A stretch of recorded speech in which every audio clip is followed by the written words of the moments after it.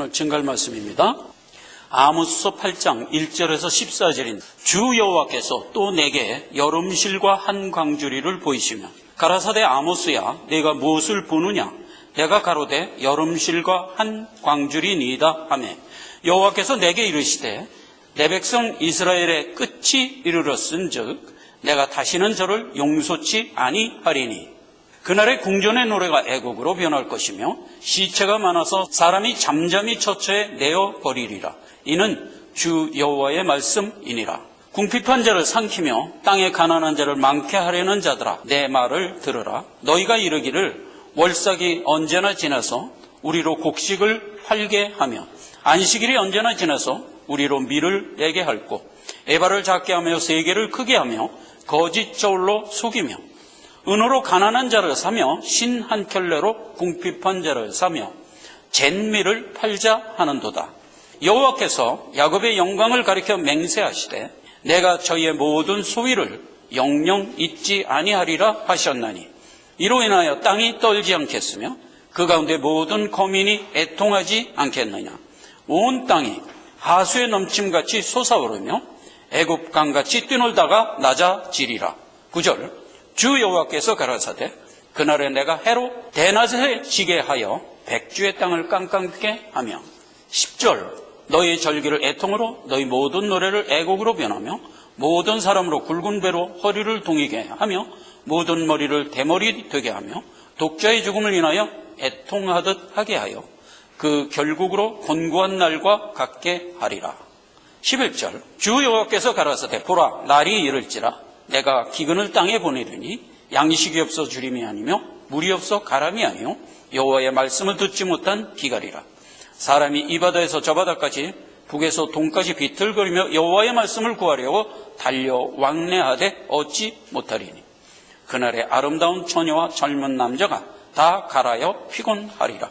무릇 사마리아의 죄된 우상을 가리켜 맹세하여 이르기를 다나 내 신의 생존을 가리켜 맹세하노라 하거나 부엘세바를 위하는 것의 생존을 가리켜 맹세하노라 하는 사람은 엎드러지고 다시는 일어나지 못하리라. 아멘. 여름실과 이상입니다. 5 이상을 통해서 하나님이 말로 교훈하고 있어요. 이상 가운데 내용을 들어가 보면 다 죽으리라요. 그런데 지금은 말로 하는 거예요. 지난 시간에는 황충, 불, 다림줄 이상 이렇게 3 이상을 살펴봤죠. 황충 이상은 은혜를 걷어가겠다. 창세후로 지금까지 하나님의 은혜가 세상을 덮었어요. 그래서 모든 믿는 자든지 믿지 않는 자든지 다 하나님의 은혜 가운데 살고 있었어요. 하나님의 그 은혜를 걷어가겠다는 거예요. 그럼 이제 끝난다는 얘기죠. 그 다음에 불 이상, 이제 황폐가 이제 극에 달할 것이다. 다림줄 이상, 불신을 심판하겠다. 다림줄을 갖다가 비교해봐서 틀리면 다 죽이는 거예요. 이 다림줄은 뭐라고 얘기했죠? 예복, 믿음이에요. 그래서 겨자씨 같은 믿음이라도 갖고 있는 자는 사는 거예요. 없으면 진멸이에요. 그렇게 이제 3 이상을 보여줬어요. 근데 그걸 지금은 말로 하겠다. 이상대로 하는 건 언제 한다? 끝날 하겠다. 이게 끝날. 그래서 오늘 4번째 이상이 끝날에 대한 예언이에요. 말로 한다는 거 한 가지만 살피고 갑시다. 여러분, 분명히 지금 말로 하는데 택한 내 백성에겐 그것이 왜 징치가 될까?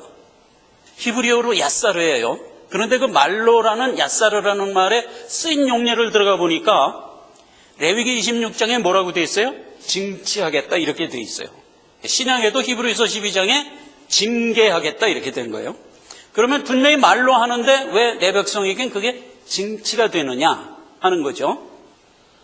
그것은 택한 자녀이기 때문이에요. 그때 여러분 톰 소야의 모험이라는 책 읽어본 적 있죠? 잔소리합니다. 집에서 야 학교 갔다 오면 숙제부터 하고 놀아. 아침에 일어나면 양치하고 얼른 세수하고 학교 가. 이제 애들이 이제 늦잠을 잤나. 안 돼. 일찍 일어나. 계속 잔소리합니다. 톰 소야의 친구 누구 있죠? 하컬베리 핀. 하컬베리 핀은 되게 편안한 거야. 고아거든. 혼자 사는 거야. 나무 꼭대기에 집 짓고 거기 혼자 사는 거예요. 톰 사이어는 항상 하클베리 핀이 부러운 거야. 하클베리 핀에게는 톰 소이어에게 하는 그런 잔소리가 징치가 됩니까? 전혀 상관이 없는 거예요. 뭐 아침에 일찍 일어나 뭐 숙제 이런 거 전혀 상관없는 거예요. 근데 그게 톰 소이어에게는 괴로운 거예요. 괴로운 거예요. 왜 괴로울까? 학생이기 때문에. 하기 싫어도 해야 되잖아요. 그래서 괴로운 거예요. 마찬가지다 말이에요. 자녀이기 때문에 괴로운 거예요. 해야 되니까. 게을러서 하기 싫지만 그래도 해야 되니까. 그래서 징치가 되는 거고, 그 징치가 쌓여서 결국은 완성되는 거잖아요. 그렇게 된 게 이제 말로 한다는 것에 포함된 은혜예요. 여기까지 이제 우리가 살펴보고 오늘 여름실과 이상으로 들어왔어요. 자, 여러분, 아모스에게 하나님이 이제 보여줍니다. 네 번째 이상으로. 뭘 보느냐? 여름실과 한광주리가 있네요. 맞다. 지금 이스라엘의 끝날이 왔다. 이렇게 된 얘기예요. 그러면 여름실과가 무슨 의미를 가졌다는 뜻이에요. 문맥상. 끝날이라는 의미잖아요. 근데 이게 지금 히브리어의 언어 유희를 한 거예요. 여름실과가 히브리어로 캐치예요. 그 다음에 끝날이라는 단어의 히브리어 음력이 하캐치예요. 지금 언어 유희를 한 겁니다. 제가 어제구나. 그 구글에 뉴스 제목이 뜨는데 어떠냐면 임플로드라는 단어가 딱 떴어요. 익스플로드 폭발하다, 임플로드 함몰하다. 함몰하다야. 근데 앞에 K자를 딱 붙여놨어. 그랬더니 무슨 뜻이 되냐면 킴플로드가 된 거야. 하노이 회담에서 김정은이가 폭망했다, 이 얘기를 이제 뉴스에 띄웠더라고요. 언어 유희예요. 캐치를 보느냐? 이스라엘의 핫캐치가 이르렀다. 끝이 왔구나 하는 것이 네 번째 여름실과를 보여준 이상의 의미입니다. 3절 이하에는 끝이 오면 반드시 어떻게 된다? 심판이에요. 지금까지 말로 했지? 그런데 예언에 담긴 그 모든 내용이 언제 이루어진다고? 끝이 오면 이루어진다고 그랬어요. 그러니까 예언에 담긴 대로 지금 할 때가 왔다, 이 얘기예요. 그렇게 해서 이제 너희들이 이제 심판을 당할 수밖에 없는 죄목을 나열했죠. 소자를 핍박했어요. 그건 믿는 자를 핍박했다는 얘기죠. 그게 이제 죽을 죄입니다. 5절에 보면 너희가 이르기를 월삭이 언제 나오나, 안식일이 언제 지나서 우리로 밀을 내게 할꼬, 이런 식으로 절기를 기대하지 않는 거야. 영적 기대를 전혀 안 하고 살아. 세상의 논리대로만 사는 거야. 영적인 의미를 담은 절기는 기대하지 않는 거예요. 신앙 없이 살아갔다는 뜻이에요. 그러면 뭐예요? 진면. 우리는 지금 신앙 있게 살아갑니다. 그러니까 하나님의 명이 언제든지 우리의 뇌리에 박혀 있어요. 숙제부터 하고 놀아. 아침엔 일찍 일어나. 항상 이 잔소리가 우리에게 있단 말이죠. 괴로운 거야, 괴로운 거야. 근데 그게 없는 사람은 어떨까? 그 유쾌한 거예요. 유쾌하고 평안한 거예요. 그래서 여러분 보세요. 불신자들은요, 언제나 즐겁고 유쾌해요. 그거 부러워하시면 안 돼. 짧은 인생 끝나면 그냥 짓누려요. 우리는 아니단 말이에요. 하나님의 말씀 언제나 우리 안에 이렇게 배어 있단 말이에요. 배어. 영적 기대가 우리는 있는 거예요. 여기 보면 영적 기대가 없는 거야. 그냥 짓누려요. 그냥 볼 것도 없어요. 짓누려요. 그리고 이제 6절에 보니까 인성멸시. 여러분, 인성을 멸시하면 안 됩니다. 인성을 존중해야 되는 이유가 뭐예요? 인본주의 윤리 도덕관 때문에 존중하면 안 되는 거예요. 그건 상식이에요. 그러면 신자가 인성을 존중하는 이유는 다른 거 없어요. 예수 그리스도가 그 사람을 위하여 십자가에 못 박혀 죽으셨다니까. 어떻게 우리가 그를 존중하지 않을 수가 있냔 말이에요. 그래서 우리가 인성을 존중해야 되는 이유는 이 논조로 세워야 돼요. 인본주의 윤리 도덕으로 세우면 안 돼요. 영원히 총무에 못 들어가는 거예요, 그거는. 그렇죠? 그래서 신자는 항상 하나님의 말씀이 모든 행동의 근간이 돼야 돼요. 다른 게 근간이 되면 안 돼요. 그게 선악과예요. 창세기 초에 그랬죠. 선악과를 먹으면 죽는다 그랬다고. 근데 인간들이 하나님으로부터 온 선악 개념이 아닌 다른 선악관을 갖고 살아가면 정령 죽는 거예요. 꼭 기억하시라고요. 그 얘기. 여기서도 그렇게 살아간 자를 진멸이다. 그 다음에 이제 10절에 보면 내가 너희를 대머리 되게 하겠다 그랬어요. 고린도전서에 보면 성도들의 머리에 대한 교훈을 하면서 대머리에 대한 얘기가 나와요. 고린도전서 11장 3절 6절입니다. 그러나 나는 너희가 알기를 원하노라. 남자의 머리는 그리스도요, 여자의 머리는 남자요, 그리스도의 머리는 하나님이다.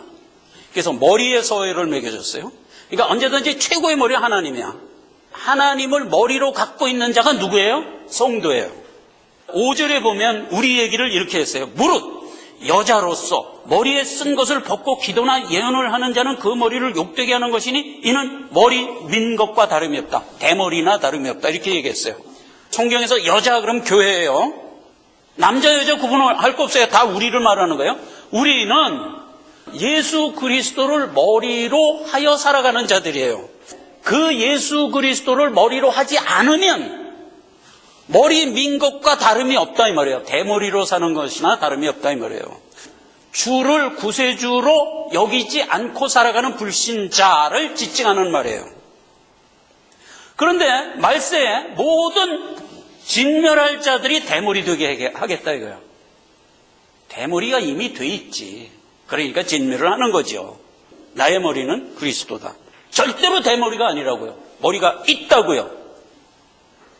그 다음에 11절에 양식이 없어 기갈이 아니요 말씀이 없어 기갈이다. 그래서 말씀의 부재를 얘기했고요. 12절에는 택자의 부르짖음이 나와요. 성도들이 부르짖는 것이 영적 환난을 지금 당하고 있다라는 뜻이에요. 성경이 그게 그런 얘기인가 하는 걸 증명해 보자고요. 여러분, 부르짖는다의 대표적인 상황이 언제 있었냐면 출애굽 때 있었죠. 출애굽기 3장 7절 여호와께서 가라사대 내가 애굽에 있는 내 백성의 고통을 정령히 보고 그들이 그 간역자로 인하여 부르짖음을 듣고 그 의고를 알고 내가 그들을 가나안 땅으로 인도하겠다. 이렇게 얘기한 거예요. 그러니까 이때 이스라엘이 부르짖은 게 영적 부르짖음이었다. 라는 것이 어디 가서 증명되냐면 출애굽기 16장 3절 우리가 애굽 땅에서 고깃가마 곁에 앉았던 때와 떡을 배불리 먹던 때와 여호와의 손에 죽었다면 좋았을 것을 너희가 이 광야로 우리를 인도하여 내어 온 회중이 줄여 죽게 하는도다. 이스라엘 백성들이 애굽에 있을 때 굶었다는 거예요? 배불리 먹었다는 거예요? 배불리 먹었다고요.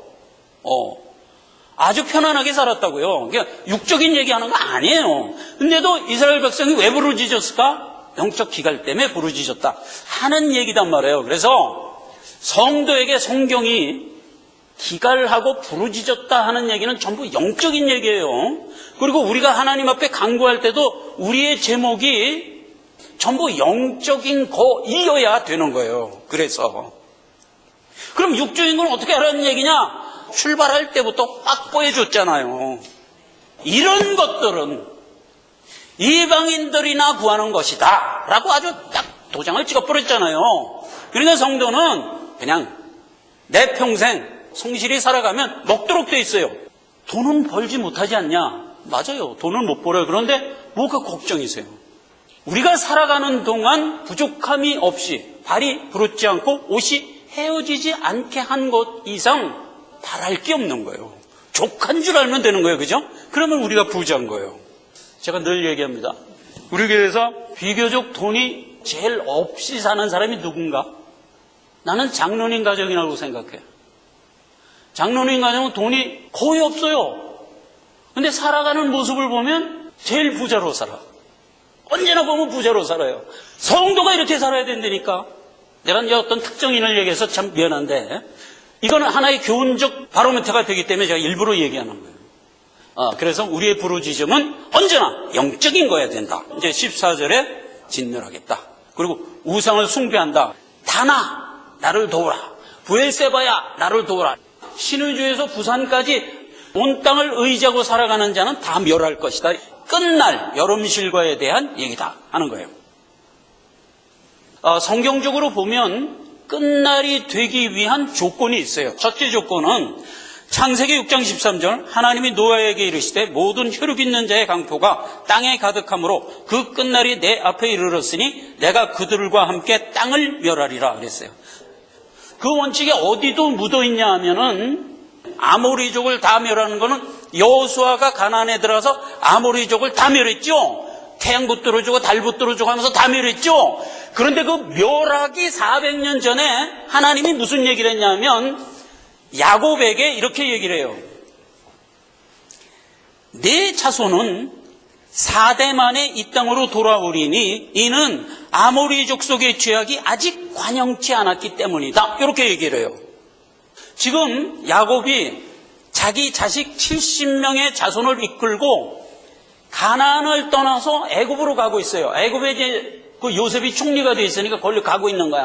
그래서 부엘세바, 제일 이스라엘 남단 부엘세바에 와서 이제 한 발짝 뛰면 고센 땅으로 가는 거예요. 그렇게 부엘세바에 와서 하나님께 기도합니다. 하나님, 이제 우리가 기근 때문에 자손 70명 데리고 애굽으로 갑니다. 하고 기도를 하니까 하나님이 그래, 내가 안다. 너 애굽에 가서 4대 만에 다시 돌아오게 할 거야. 그러니까 이제 야곱이 묻습니다. 아니, 한 1년쯤 있다 돌아오게 하지 왜 4대까지 기다리다 돌아오게 합니까? 그랬더니 하나님이 그때 한 대답. 4대가 돼야 아모리족의 죄악이 관영해. 그래서 그때 데리고 올 거야. 이렇게 얘기한 셈이거든. 가나안 땅에 들어오면 가나안에 있는 원주민은 다 죽이도록 돼 있잖아요. 그럼 아모리족을 싹 죽여야 돼요. 근데 야곱이 그러면 내가 1년 있다 돌아오면 안 됩니까? 할 때 하나님의 대답이 1년 있다는 안 된다. 왜냐하면 그때 가나안 땅에 들어오면 아모리족의 죄가 아직 관영돼 있지 않아서 진멸할 수가 없다. 그러니까 아모리족의 죄악이 관영되도록 기다려라. 그 기다리는 게 400년 기다리라는 얘기였어요. 그래서 4대 만에 들어와서 여호수아가 아모리족을 진멸하는 거예요. 그러니까 하나님의 대원칙은 죄인을 진멸할 때도 어떤 원칙대로 진멸하는 거예요. 아무렇게나 진멸하는 게 아니라고. 그러니까 죄악이 관영돼야 진멸하는 거예요. 이게 재림의 조건 중에 하나. 또 하나 조건이 있는 거 여러분 아시죠? 계시록 6장 11절에 보면 내 백성의 정한 수가 차면 진멸이에요. 하나님이 내 백성을 다 구원해내고 지금 이 땅에는 구원해낼 내 백성이 하나도 없는 거야. 그러면 하나님이 세상에 은혜 베풀 이유가 없지. 하나님이 세상에 은혜를 베푸는 이유는 그 죄된 세상에 알알이 박혀있는 내 택한 자녀가 있기 때문에 은혜를 베푸는 거거든. 그런데 내 택한 자녀가 다 구원을 받아서 이제 다 뽑혀 나왔어. 그러면 세상에 뭐만 있나? 전부 불택자만 있는 거야. 그러면 하나님의 은혜를 베풀 이유가 없다고요. 그게 진멸이라고요. 그래서 주님이 재림하는 조건은 두 가지예요. 죄악이 관영하면, 또 하나 정한 하나님의 택한 자녀의 수가 다 차면. 그냥 진멸이라고요. 주님이 재림하는 거라고요. 그래요. 우리가 재림에 대해서 날짜를 얘기하는 걸 이단시해요. 그러나 개념은 알아야 돼요. 주님이 언제 재림할까? 그건 몰라. 이게 정답이지만 몰라 하고 나가 자빠져 있으라는 얘기는 아니에요. 이런 의미를 알고 재림을 소망해야 돼요. 에스겔서 7장 2, 3절을 읽겠습니다. 너 인자야, 주 여호와 내가 이스라엘 땅에 대하여 말하노라. 끝났도다. 이 땅 사방의 일이 끝났도다.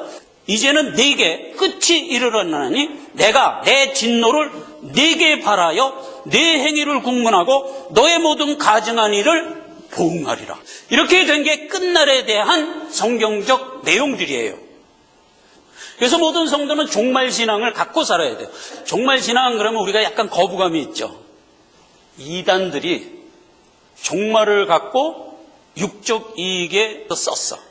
종말신앙 그러면 이단들이나 하는 것으로 자꾸 생각을 하게 돼요. 그러나 그렇지 않아요. 그건 이단들이 하는 짓거리고 제대로 된 성도는 늘 종말신앙을 갖고 평생을 살아야 돼요. 그래야 안전해요. 모든 성도는 내가 지금 이렇게 여러 가지 안위를 받으면서 살지만 내게도 끝날이 있다라는 걸 생각하며 살려는 거예요. 이게 종말신앙. 모세가 얘기했어요. 우리의 연수가 70이요 강건하면 80이라도 그 연수의 자랑은 수고와 슬픔뿐이요 신속히 가니 우리가 차라리 날아가나이다 그랬어요. 여러분 지금 70, 60대 되신 분들 한번 뒤돌아보세요. 거의 날라왔죠? 날라왔어. 이게 우리의 인생이에요. 우리가 80년을 산다, 요즘은 뭐 100세 되더라는데 100세를 산다 그래도 100세가 중요한 게 아니에요. 70, 80이 중요한 게 아니에요. 뭐가 중요해요? 끝날이 있다는 게 중요해요. 만약 그걸 자각하여 살지 않으면 어떻게 되느냐? 누가복음 21장 이렇게 돼 있어요. 너희는 스스로 조심하라. 그렇지 않으면 방탕함과 술 취함과 생활의 염려로 마음이 둔하여지고 뜻밖의 그날이 덫과 같이 너에게 임하리라. 이날은 온 지구상에 가는 모든 사람에게 임하리라. 이러므로 너희는 장차올 이 모든 일을 능히 피하고 인자 앞에 서도록 항상 깨어있으라. 이게. 그러니까 우리가 끝날을 생각하라는 얘기는 결국 무슨 얘기냐 하면 주님을 만날 것이라는 걸 생각하며 살라는 뜻이에요. 우리는 주님을 만날 거예요. 그러면 끝날에 아이고 주님 하면서 사서 목을 얼싸안고 만날 거예요. 십자가상의 강도를 주님이 강도야, 네가 오늘 나와 함께 낙원에 있으리라 이랬잖아요. 평생 강도짓하면서 죽은 사람도 마지막 순간에 믿자 하나님이 그걸 품으셨잖아요. 그러면 우리를 얼마나 오죽 품으시겠어요 하나님이. 염려 마시란 말이에요. 믿음 갖고 산 이상 하나님이 끝날에 우리를 품으실 거예요. 그 품으실 것을 늘 소망하면서 살아라. 이게 종말신앙이에요. 이게 종말신앙. 그래서 성경을 쭉 읽어보면 종말에 대한 어떤 특징이 있어요. 그거 살펴보고 이 시간 끝내봅시다. 아까 얘기했죠. 종말이 되는 조건 2개. 죄악이 관영하면, 하나님의 정한수가 차면. 그런데 특징은 이런 특징들이 있어요. 첫째, 하나님이 재림한다 할 때 재림할 그때 해필 산 세대가 있을 거 아니야. 지금 2000년이 쭉 흘렀어. 주님이 어느 날 딱 왔어. 왔을 그때 살아가고 있던 세대가 있겠지. 있겠죠. 그 세대는 최장수하는 세대가 될 것이다. 그게 창세기 6장 13절에 돼 있어요. 무두셀라를 재림 직전의 마지막 세대로 세워서 낳게 해요. 그러니까 무두셀라가 태어나자마자 무두셀라라는 이름을 줬어. 무슨 뜻이냐면 네가 마지막으로 살 세대야, 이런 뜻이에요. 무두셀라가 네 삶이 끝나면 심판이야. 그러니까 재림의 마지막 세대라는 의미로 무두셀라를 준 거예요. 그런데 무두셀라를 성경 전 인물 중에서 제일 오래 살게 해요. 몇 살? 969세 살아요. 무두셀라보다 못 살았지만 다른 모든 사람보다 제일 많이 산 사람은 야렛이라고. 야렛이 962세 살았어요. 노아 몇 세 살았는지 아세요? 960세 살았어요. 나머지는 다 900세, 890 이렇게 살았어요. 다 그것밖에 못 살았어요. 근데 무두셀라는 969세 살았어요. 그러니까 주님이 재림을 만약 내일 한다 그러면 그 시대에 살고 있던 세대는 가장 장수하는 세대가 살고 있을 때 주님은 오도록 돼 있어요. 이게 한 특징이에요. 이거 기억하세요. 그 다음에 2번째 특징, 마지막 세상이 되면 쭉 살아왔던 세상의 기조가 확 바뀌어버린대. 어떻게 바뀌냐? 지식이 엄청나게 더하고 교통이 무지하게 빨라진대. 아담 이후 6,000년이 거의 다 되도록, 그러니까 AD 1900년이 되도록 똑같이 살았어요. 지식이 하나도 없었어. 교통도 하나도 없었어. 최고로 빠른 게 말 타고 가는 거였어. 그게 1900년도 초까지도 그랬어요. 탈 것이 없었어, 말밖에. 지식도요, 아담 때 지식하고 똑같았어요. 제가 늘 얘기하죠. 음식이 왜 썩는지도 몰랐고 병이 왜 걸렸는지를 모를 정도였어요. 그러다가 1900년이 딱 되자 익스플로우드, 폭발적으로 생겨났어요. 지식이 6000년간 계속 같은 기조로 살다가 어느 날 폭발적으로 지식이 생겨났다니까. 우리는 그 속에서 사니까 몰라. 그런데 이걸 큰 그림으로 보면 이거는 행동한 징조예요. 뭐에 대한 징조? 마지막 때에 대한 징조예요. 다니엘서 12장 4절이 그 얘기를 했어요. 마지막 때가 되면 이런 특징이 있다. BC 700년에 했어요. BC 700년에 마지막 때가 되면 다니엘아, 지식이 폭발하고 사람들이 빨리빨리 왕래하는 때가 올 것이다 그랬어요. 다니엘 그때 BC 700년 이후에 AD 1900년 살 동안 그런 시대가 안 왔어요. 그러니까 성경학자들이 어떻게 생각했어? 야, 이건 무슨 상징적인 얘기인가 보다. 이렇게만 생각하고 있었어요. 그러다가 1900년이 딱 되자 뭐요? 그대로 됐네. 그러면 지금이 마지막 때라는 얘기네. 그래서 그때 대부흥사로 나온 게 누구예요? 빌리 그라함. 이 사람이 막 이걸 주장하고 나온 거예요. 지금이 마지막 때다. 이러면서 주장하고 나온 거예요. 이게 이제 특징 중에 하나. 근데 이 특징은 흐려져 있어서 이렇게 자세히 봐야 하는 특징이 아니잖아요. 그냥 팍 돌출된 특징이잖아요. 그렇죠? 이게 특징. 그 다음에 하나 더 특징이 있어요. 무화과 나무의 비유예요. 누가복음 21장 29절에서 33절. 복음서 읽으면서 여러분 여러 번 읽은 거예요. 29절. 이에 비유로 이르시되, 예수님이 한 얘기예요. 비유로 이르시되 무화과 나무와 모든 나무를 보라. 싹이 나면 너희가 보고 여름이 가까운 줄 자연히 아나니 이와 같이 너희가 이런 일이 나는 것을 보거든 하나님 나라가 가까운 줄 알라. 무화과 나무에 싹이 나면 재림이 가까운 줄 알라. 이렇게 얘기한 거예요. 비유로. 32절. 내가 진실로 진실로 너에게 이르노니 이 세대가 지나가기 전에 끝이 오리라. 그러면 무화과 나무의 잎이 싹이 나는 것을 보면 본 그 세대가 지나가기 전에 재림이 온다고. 얼마나 엄청난 얘기를 지금 예수님이 한 거예요. 그럼 무화과 나무에 싹이 난 게 뭘까? 그게 이스라엘의 독립이에요. 언제나 성경은 무화과 나무가 이스라엘이에요. 그래서 비유에 그냥 무화과 나무의 비유를 보라 이러면 그냥 나무의 비유를 보라는 얘기인가 보다 이렇게 생각할까 봐 일부러 여기다 뭐라고 썼어요?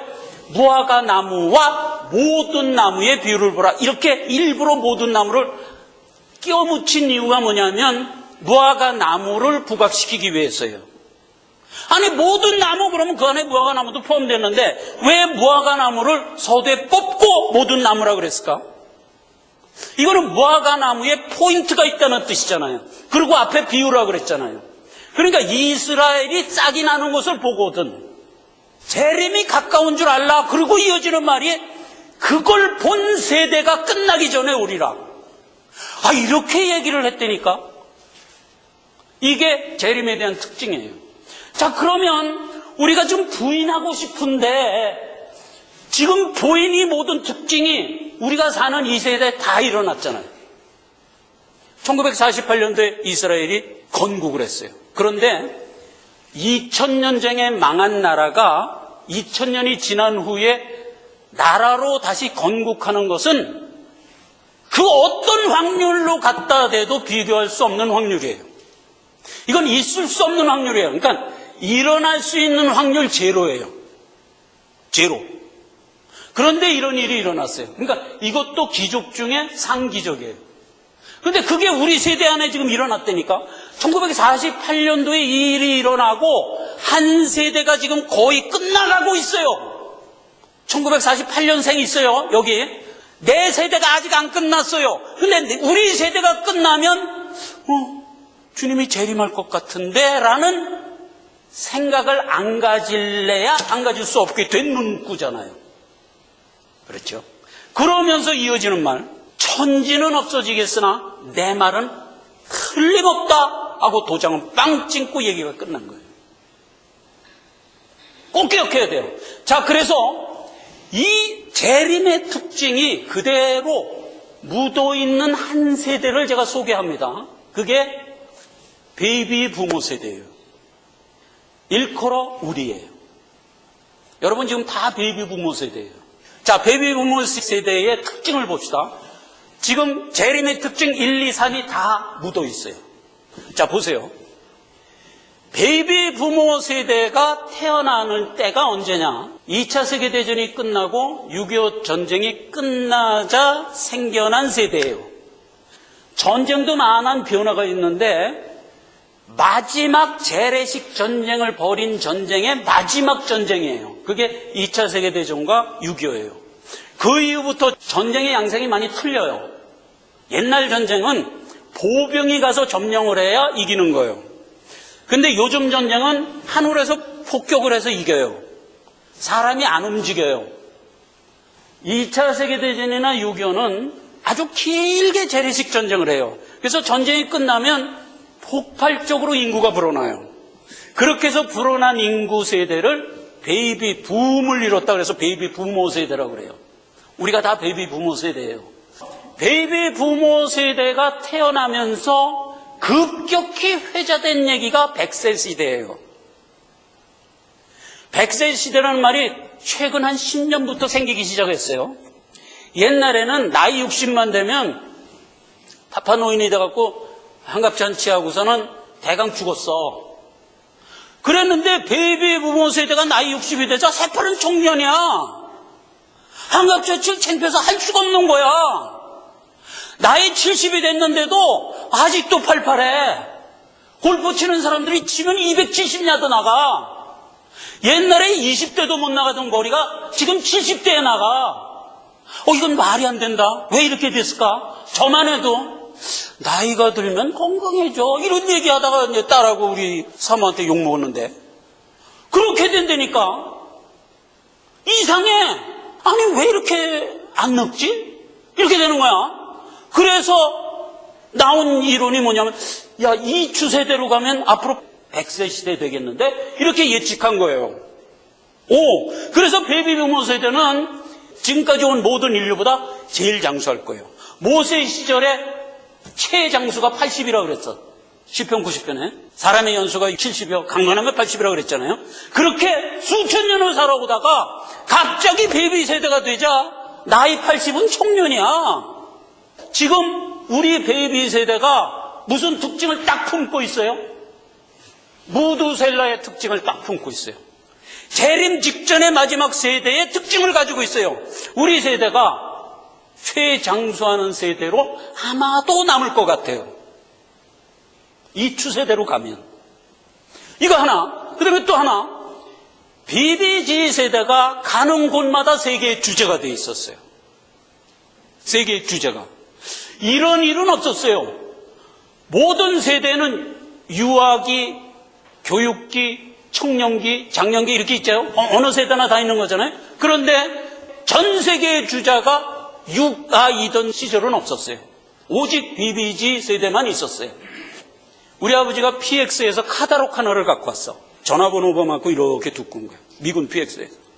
상품 사진들이 쫙 있고 이렇게 설명이 되어 있는, 가격이 설명이 되어 있는. 그거 보는 게 재미였어. 그래서 이제 맨날 본 책을 또 보고 맨날 이러면서 이제 어려운 시절에 그랬는데, 지금도 기억이 나는 게 이렇게 남겨보면 제일 많은 상품이 유아용품이었어요. 그 시절에. 이렇게 노란 색깔에 이렇게 목까지 딱 오는 구두야. 고리땡 여러분 기억나시죠? 고리땡으로 된 유아 옷 사진 딱 찍어놓은 거야.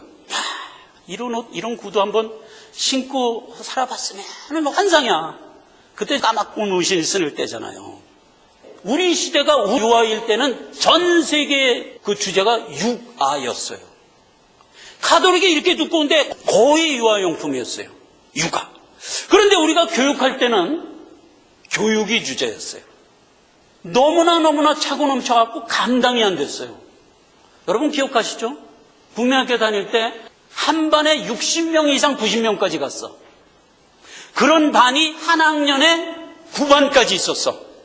그래서 수영이 안 돼갖고 오전반, 오후반이 있었어. 근데 평일에 오후반은 그래도 좀 나아. 토요일 오후반, 요거 가기 싫어. 가서 1시간 반 공부하고 와야 돼. 그런 시대였어요. 어마어마한 교육이 그때 투자됐어요. 그래서 전 세계의 주제가 교육이었어요. 그런데 우리 때가 지나자 학생 수가 점점 줄어서 교육이 더 이상 주제가 안 됐어요. 우리 때만 그랬어요. 우리가 청년이 되자 여러분 청년 문화가 주제였어요. 그런데 요즘에 청년을 위한 청년 문화라는 용어 안 써요. 우리 때만 썼어요. 그리고 우리가 청년기를 지나자 40대가 됐어. 가장 선명하게 남는 나이에 대한 기억이 있어요. 저는 2번 있었어요. 한 번은 9살 때, 그리고 40대 때예요. 9살 때 우리 집을 가려면 약간 언덕을 넘어가거든. 그 언덕을 이렇게 넘어가면서 이런 생각을 했어요. 내가 9살이 됐네? 그 기억이 왜 이렇게 선명하게 지금도 남아있나 몰라. 아주 유난히 그 기억이 남아있어요. 그런데 40대 때의 기억도 똑같이 남아있어요. 제가 40대가 딱 됐는데 제3청년부 소속 구역 식구였어. 40대가 딱 되자 그해 장년부로 옮기더라고. 가서 첫 구역 예배를 딱 보니까 전부 60, 50 파파노인들이 득 앉아있는 거야. 그게 내 구역이야. 엄청난 충격을 받았어요, 제가. 내가 40대가 됐네. 그 기억이 지금 선명하게 남아있어요. 여러분 그런 기억 없으세요? 40대를 지나면서 내가 이제 어느새 40대가 됐네 하면서 아쉬워했던 생각 혹 안 드세요? 아마도 있으리라고 저 생각해요. 우리 세대에만 느꼈던 생각이에요. 요 얘기가 공론화된 것을 제가 한번 라디오로 들었어요. 그때 이제 차를 타고 어딜 가면서 라디오를 틀었는데 홀리오 이글레시아라는 가수가 콘서트를 하더라고. 홀리오 이글레시아 노래 엄청 잘했어요. 원래 스페인 사람인데 영국 캠브리지 대학에 가서 해갖고 법학도가 됐어. 그러면 판사 검사가 돼야 되잖아요. 가수가 된 사람이야. 그래미상을 꼭 콘서트를 하는데 이 말주변도 주었어. 내 팬들이 어떤 층에 계신가를 보기 위해서 잠깐 설문조사를 하겠습니다 이러더라고. 그러면서 혹 20대 이하 오셨으면 손 한번 들어보실래요? 그랬더니 한 여기저기서 몇 명이 손을 들었어. 내려주시고 감사합니다. 30대 있으면 한번 손 들어보실래요? 그랬더니 한 20%가 손을 딱 들었어. 너무나 감사합니다. 그럼 내려주세요. 그래서 40대 손 들어보실래요? 아무도 손을 안 들은 거야. 관중의 70%가 40대인데 아무도 손을 안 드는 거야. 이글레시아가 뭐라고 얘기하냐면 손 들기 싫죠? 사실은 저도 40대예요. 폭소가 터져버린 거예요. 공감해버렸어요. 40대지만 어디 가서 40대라고 말하기가 싫은 거야. 그래서 이런 얘기를 해요. 40살이 되는데 3년 걸린대. 아직 39이에요. 1년이 지났어. 그럼 40이에요? 만으로 따지면 아직도 39이에요. 1년이 지났어. 생일이 아직 요게 나만 느꼈는 줄 알았어. 난 전 세계 40대가 다 그렇게 느꼈더라고. 이것도 특징 중에 하나. 마지막 경제붐. 우리 베이비 부모 세대가 그때 인류 역사상 이렇게 풍요롭게 산 때가 없었어요. 그렇게 경제붐이 이뤘고 마지막 우리가 지금 실버가 됐어. 지금 전 세계 이슈는 실버예요. 베이비 부모 세대가 가는 곳마다 세계 주제가 되면서 여기까지 왔어요. 이제 우리가 만약 생을 마감하면 무엇이 주제가 될까? 재림이 주제가 돼요. 그래서 끝날이 오는 거예요. 베이비 부모 세대를 연구하여 신학 주제로 발표한 어떤 신학자가 이 얘기를 했어요. 공감을 해요. 우리 세대가 지금 재림의 특징이 가지고 있는 세 가지를 다 품고 살아가는 세대라서 혹 우리 세대가 끝나는 때 주님이 오지 않을까 하는 기대를 갖게 하더라 이 말이에요. 말씀을 맺습니다. 우리는 종말신앙을 갖고 살아야 돼요. 내 인생 끝나는 날 나는 목매간에도 그리던 내 구주 예수 그리스도의 목을 끌어안을 시간이다. 그렇게 살아가는 것만이 영적으로 가장 안전한 삶이라는 것을 기억하세요. 믿음 갖고 사는 사람의 삶을 하나님이 늘 지도하세요. 그래서 우리는 가장 안전한 거예요. 첫째 이유고, 두 번째, 이 시대에 믿는 자로서 세계의 주도를 이끌고 가는 자들이다 하는 자부심을 가져야 돼요. 우리를 위하여 지도하고 있고 우리가 세계의 주도자예요. 마지막, 우리가 종말을 생각하면서 살아가는 것은 진리이기 때문이에요. 강요하는 게 아니에요. 이거는 만고불변의 진리이기 때문이에요. 그래서 믿음의 종말신앙을 갖고 이 시대를 살아가는 자들이다 하는 게 오늘 여름실과 이상을 아모스를 통해서 우리에게 남기신 교훈의 목적이다 이 말이에요. 기도하겠습니다. 아버지 하나님 은혜를 감사드립니다. 끝날에 대한 하나님의 강력한 교훈을 오늘 듣습니다. 우리를 아끼시며 끝을 아름답게 마무리하시려는 하나님의 뜻으로 알고 다시 한번 감사를 드립니다. 우리가 이 마지막 때를 잘 살아서 택한 자의 면모를 지켜나가게 하시옵소서. 예수님의 이름으로 기도했습니다. 아멘.